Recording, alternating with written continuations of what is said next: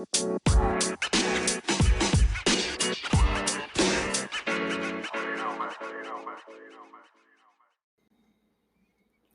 what is up, guys? Welcome back to Don't Forget to Tap. This is Chris, and this is my first episode since kind of Christmas and New Year's are winding down and everything. So, holidays went really well. 15-hour drive to the Midwest, 15-hour drive back. Got to spend lots of time with family, my wife's family and mine. Luckily, they're really close to each other, so that's very convenient for both of us. And so, yeah. Sorry, excuse me. Still waking up this morning. I like to record early in the morning, but that's when like all the stuff is going wrong with my body. So it's always you get the best of me in the mornings, that's for sure. So um, but anyway, so I went. Not only is this my first episode, but last night was so Monday night was my first training since the holidays. Just kind of took some time off, like I've stated in previous episodes, dealing with that rib injury. Still watching videos, still engaged in just kind of listening to people and going through looking at techniques, stuff like that. But just needed to take a little bit of time off, and I was on vacation anyway, so I don't feel super bad about it. But you definitely start getting the itch where you want to be back on the mats and you start thinking about it. And I'm sure my family was just completely done with me talking about it as well. And but yeah, so everything went well. Very fortunate there. Very blessed to have made it there and back safely and everything. And now back to San Antonio, Texas. So, but anyway, so last night, when I was gonna make this first episode, I thought I was gonna go a certain direction with it, and I might still kind of go that direction a little bit, but I definitely learned a lesson last night on my own, something I caught myself doing, and so I figured I would share and just kind of document that and talk about it because I'm gonna keep this relatively short because I have class in like I'm gonna leave in like 20 minutes to go to a class this morning. And like I said in previous episodes, it's nice because what I learned last night is what we'll be learning to the exactly the same today. And there's a huge there's just it's a huge advantage to be able to drill and drill and drill. And so I know exactly what I'm going to learn today, but I can't wait to refine it and drill it over and over and over and just try to learn as much technique as possible. And whatever I learn tomorrow night is what I'll go over on Thursday. So I'm very excited about it. And I think it's going to be really awesome. And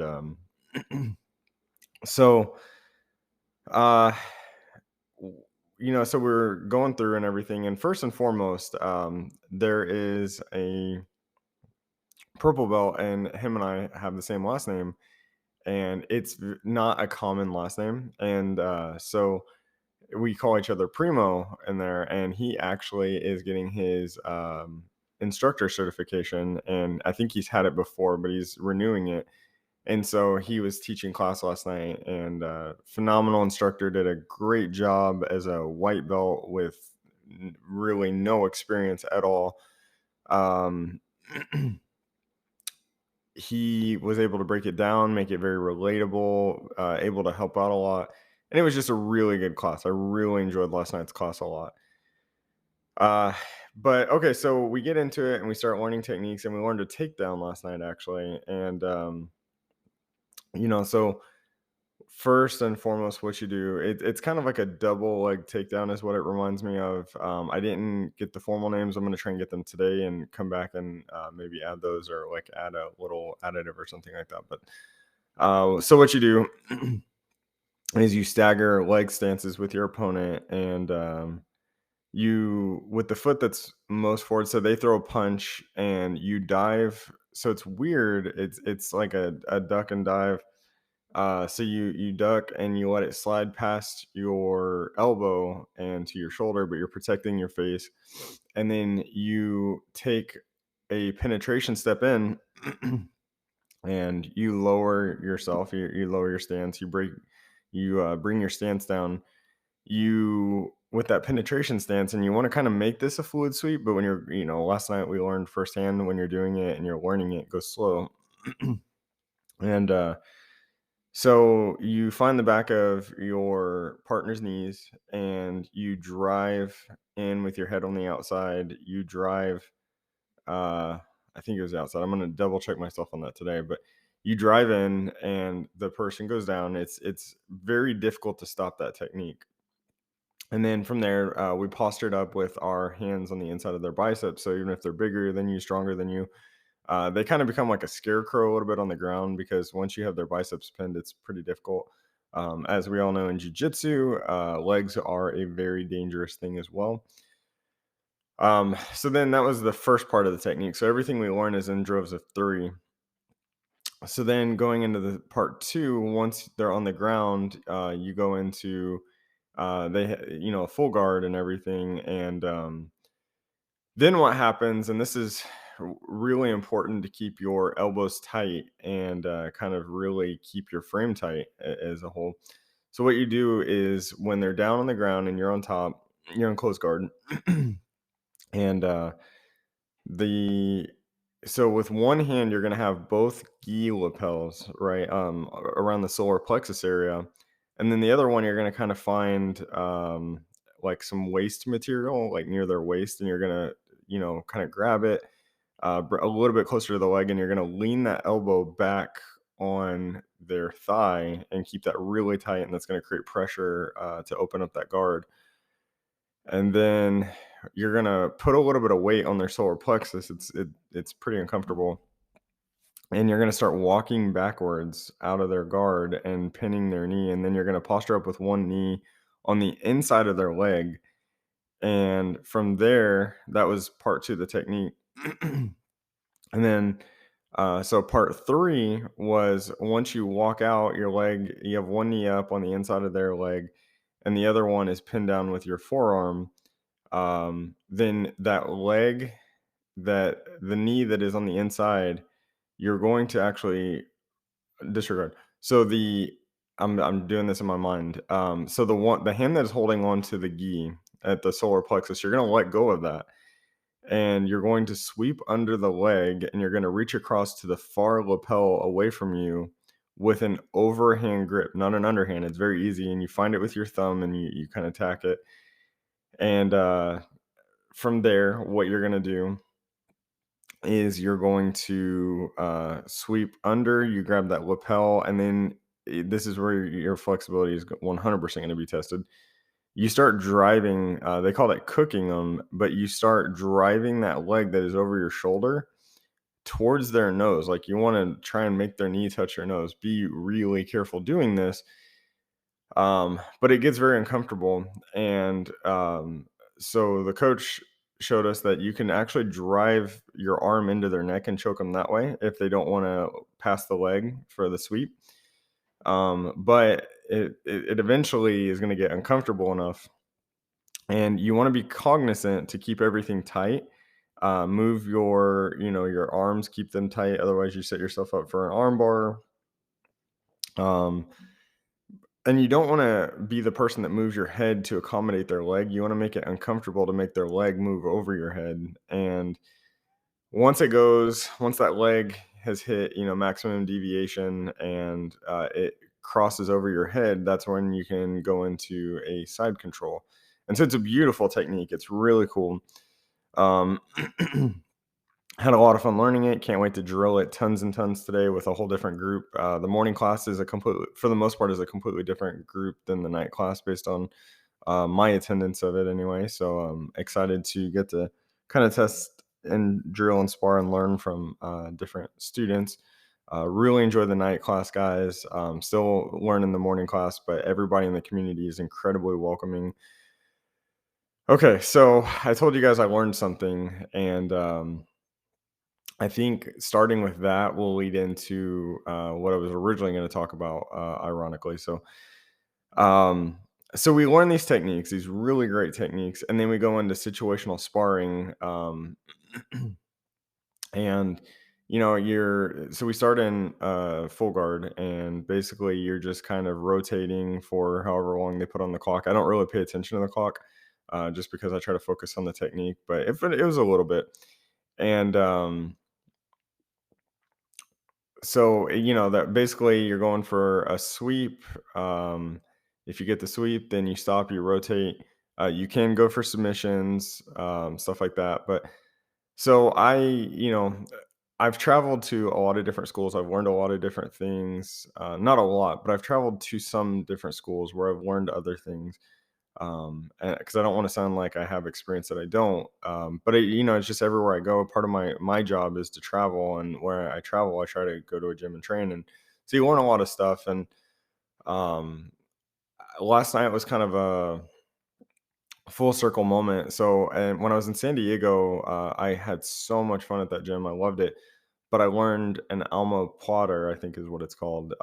And basically, what that is I'm able to get my legs from a full guard around. I'm able to frame them up, posture them, able to get my leg around their arm, rotate them forward, drive their head into the ground, and it's can be an extremely dangerous technique. And this was demonstrated last night. So as we were training, I was able to frame up on my sparring partner, and I was able to find the opportunity to get it, and I found the space to do it, and I successfully drove his head into the ground. And the coach, I kind of saw that like, oh shit moment. They came over, and they're very, very safe and everything, but they let me do the technique. But there was a point where they were like, hey, like, enough, like, just because if you go too hard on that technique, it will, I would imagine, snap their arm. And I was very cognizant going into that, doing it. I did not put a lot of pressure, but we're all white belts, and we don't know a, basically anything, to be completely honest. So the lesson I learned last night was, don't get carried away. Stick to the technique at hand. Just because you know something, just because you watch some videos, and I see these jokes in the jiu-jitsu community about like white belts learning or using something they learned on YouTube or whatever, and the coaches just sit there like, "Good God, like what am I doing here?" And it's a joke, of course, but I get it, because they're trying to teach us this technique and focus on that. And granted, we all get squirrely and carried away and just trying to learn and do and go crazy, and yeah, but we're having fun, but we've got to focus on the technique. And I have really good partners. We had a blast. The guys I rolled with last night, guys and gals I rolled with last night, were just excellent, great guard. Really working with me, teaching me things, helping me set up things. So it was awesome. And but yeah, so um, the biggest thing that I would take away from that is that focus on the technique at hand. Just because you might have an idea of something else, just because you want to try something else, doesn't mean that that's the technique. In jiu-jitsu, in my experience, there's a time and a place for everything. And especially when you're new like me, you have to take everything one step at a time. You have to be willing to slow down and really focus, because jiu-jitsu is a very technical sport. And I have no real application experience yet, so I'm trying to learn everything still. And if I'm taking all these opportunities to use everything that I know all at once, then I'm not going to grow, and I'm not going to help anyone else grow, because we're focused on this one technique. So it was a lot of fun getting to try something, but the lesson learned is focus on the technique at that time, unless it's just sparring, like live sparring. So because I truly think the intent of situational sparring is to focus on the technique at hand. So, but an excellent class, had so much fun. The coach did a great job, and just had a lot of fun. It was a great class being back. I felt really good. I'm getting ready to go to another one this morning. And yeah, so it's going to be great. Got to go in about like 10 minutes, actually. But that kind of leads me to the second part of it. And, you know, pride is what I would say. So, whenever I'm kind of coming into different chapters of my life, especially when I was successful in the last chapter of my life, I can be very difficult, very stubborn, and kind of have a little bit of an ego or pride into going in thinking that I'm supposed to be successful at the next chapter of my life. And I think a lot of people are that way, where it's, especially people that go from like leadership positions or management or positional authority or anything, and then they get into the next chapter and they don't hold that anymore.